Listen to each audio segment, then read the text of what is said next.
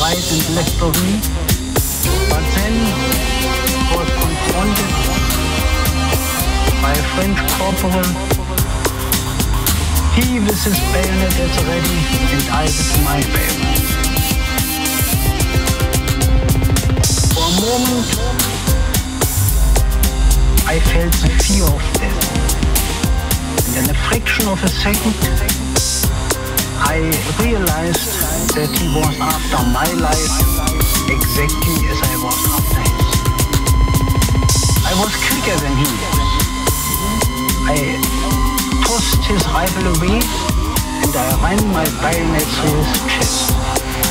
He fell, put his hand on the place where I had hit him, and then I thrust again. Blood came out of his mouth and he died. I felt physically ill. I nearly vomited. My knees were shaking, and I was quite frankly ashamed of myself.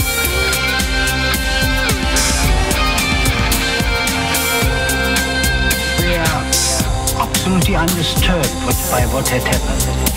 One of them boasted that he had killed a Paulie with the butt of his rifle. Another one had strangled the captain.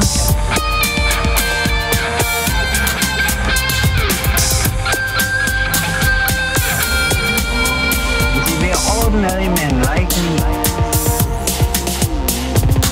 They were ordinary men like me. How did it come about?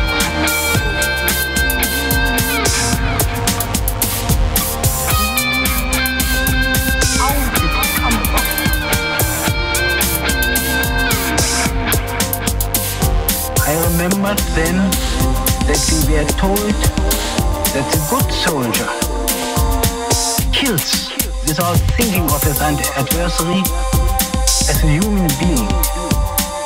The very moment he sees in him a fellow man, he is not a good soldier. But I had in front of me the dead man, French soldier, and how would I like him to have raised his hand? I would have shaken his hand, and we would have been the best of friends, because he was nothing like me, but a poor boy who had to fight, who had to go in with the most cruel weapons against a man who had nothing against him personally, who only wore the uniform of another nation, who spoke another language, but a man who had father and mother and a family perhaps. And so I felt.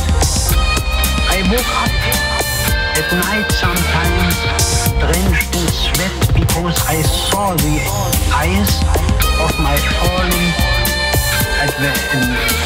adversary, of the enemy, and I tried to convince myself what would have happened to me if I wouldn't have been quicker than he, what would have happened to me if I wouldn't have thrust my bayonet first into his belly. What was it that we soldiers stabbed each other, strangled each other, went for each other like mad dogs? What was it that we, who had nothing against them personally, fought with them to the very end and death? We were civilized people after all. But I felt that the culture we boasted so much about is only a very thin lacquer which chips off the very moment we come in contact with real things like real war. To fire at each other from a distance, to drop bombs is something impersonal.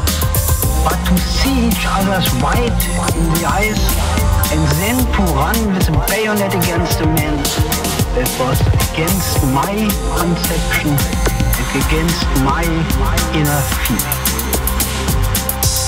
How did it come about? come about.